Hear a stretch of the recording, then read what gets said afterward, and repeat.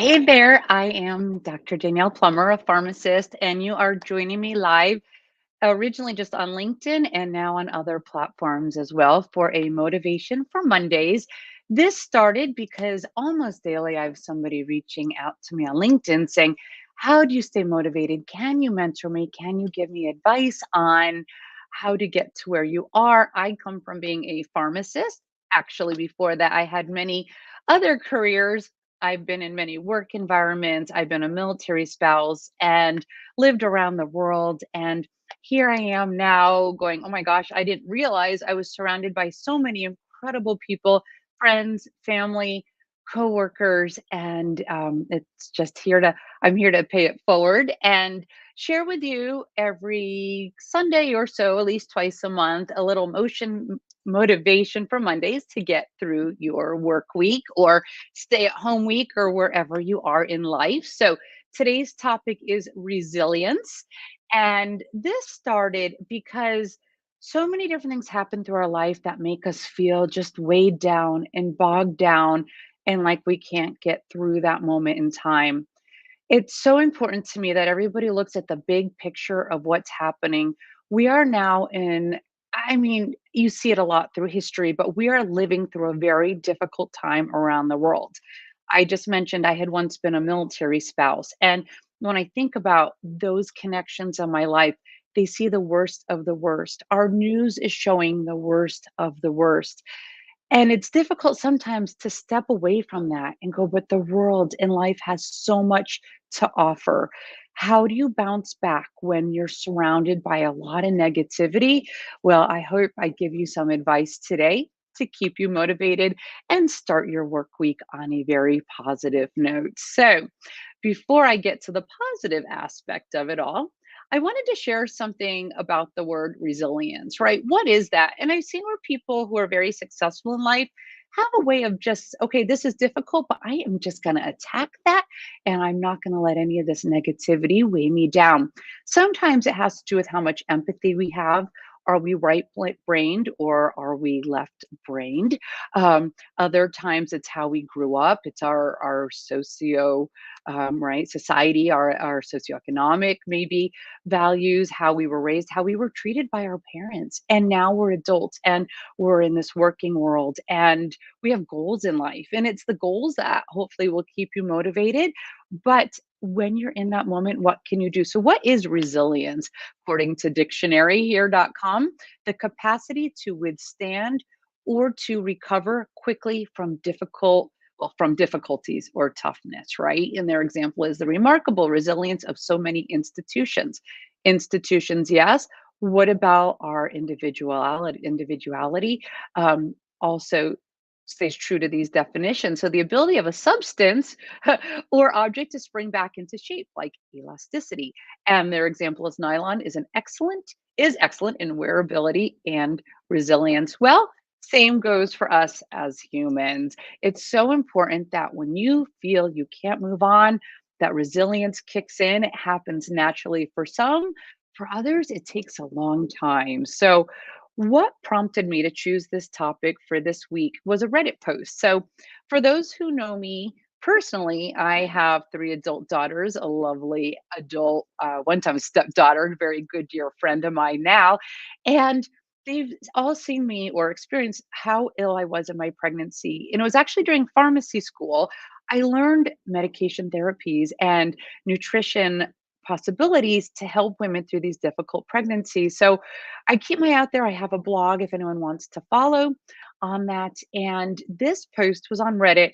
And a woman posted, whenever I think of my favorite things I used to enjoy, I feel like crying. It's not even on purpose. I'll be starving and something pops into my head, and then I instantly feel sick and then cry. It happens way too often and it's too depressing. So, what she's experiencing is extreme nausea and vomiting in pregnancy called hyperemesis gravidarum. But this can be the same for anybody with a disease state where they are ill, they are home, and they are out of the life they had once created for themselves that they loved, hopefully, right? So, my reply to her was try to see the bird's eye view, which is so difficult when you are sick and just trying to make it through each day, even each hour.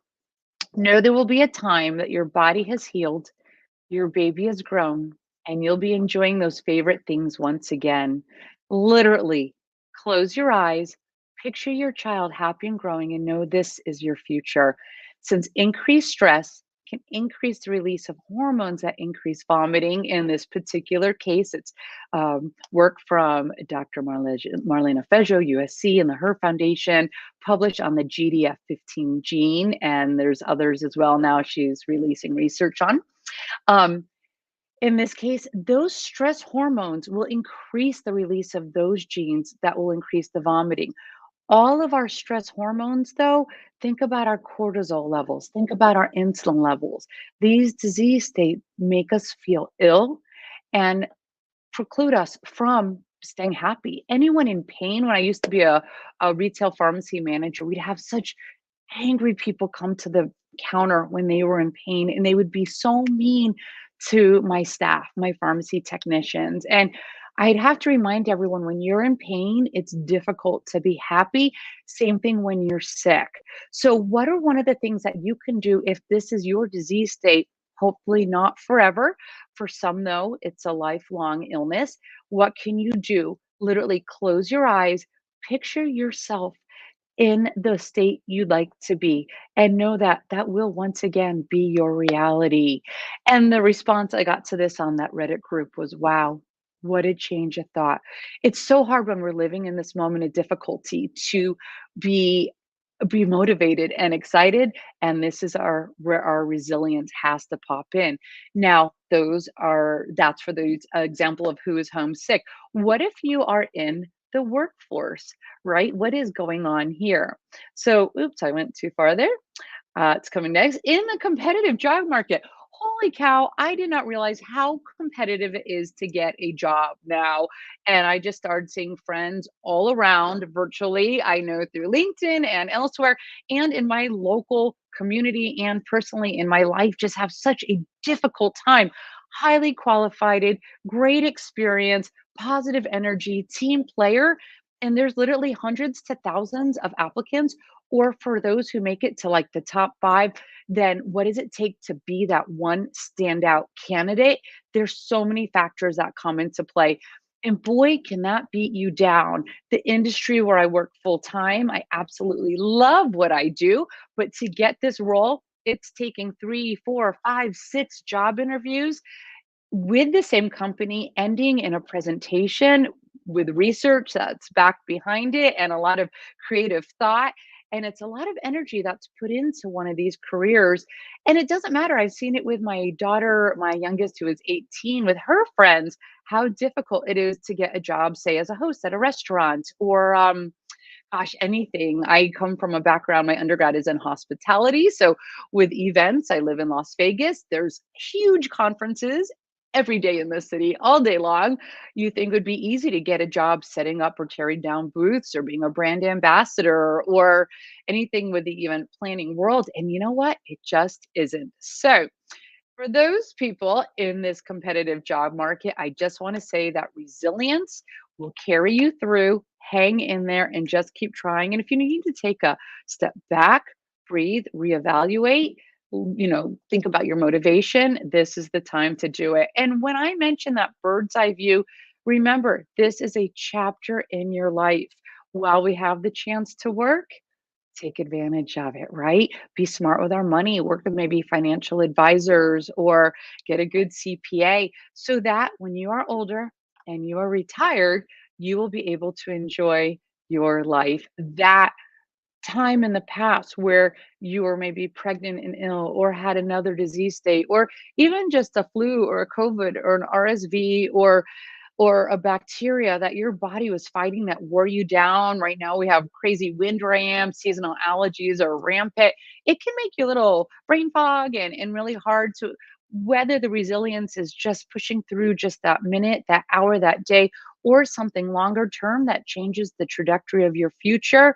It is just so important to look within and find where is it, what about you that has that resilience to push forward. And why I say this is because that mom on that Reddit group, I was once there and I had been a competitive and then a professional figure skater. And For me, that's my sport of choice. I now also love yoga or just simple things like taking my dogs for a walk.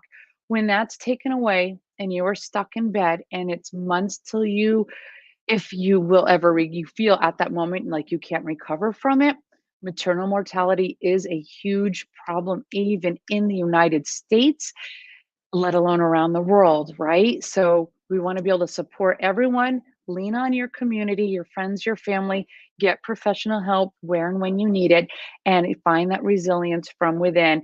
And like I told that Reddit mom, you those chapters of your life will return again. And whenever I'm near a rink, I always go back to ice skating and even set up my garage with a home rink. So that is there. But when you're ill, the thought of putting on ice skates and being out there, which is my choice of opportunity here, was extremely difficult. So I wanted to share with everyone where that resilience through the hard time will get you.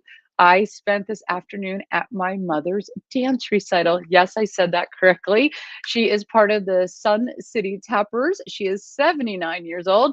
The women and men in this recital were anywhere up to age, I think 96, they said was their oldest performance. And my father, who a year ago had a stroke, was actually drumming today. So stand tight for a piece of, if this is where you want your future to be, just know this is where it will be. And whatever your difficulty is, where you're feeling down, find that strength to push through because happiness is just around the corner for you. So this was, here we go. My 80-year-old father drumming during today's dance recital, and more for you. My mom and her friends dancing in their 70s, 80s, and 90s. They not everyone was in a chair. They did have many other numbers, including ones my mom was in. I don't have the video right now. And so my call to you is my call to action. Find your resilience, identify the phase of your life journey you are currently experiencing, and it's on you to write your next chapter. And if you want to connect with me, here I am on LinkedIn, always here for a source of motivation and collaboration because it's going to take all of us to stay positive, know the world, and your life has so much to offer and help those who need a bit of lifting up. Thank you, everyone. I will see you on another Sunday for Motivation for Mondays.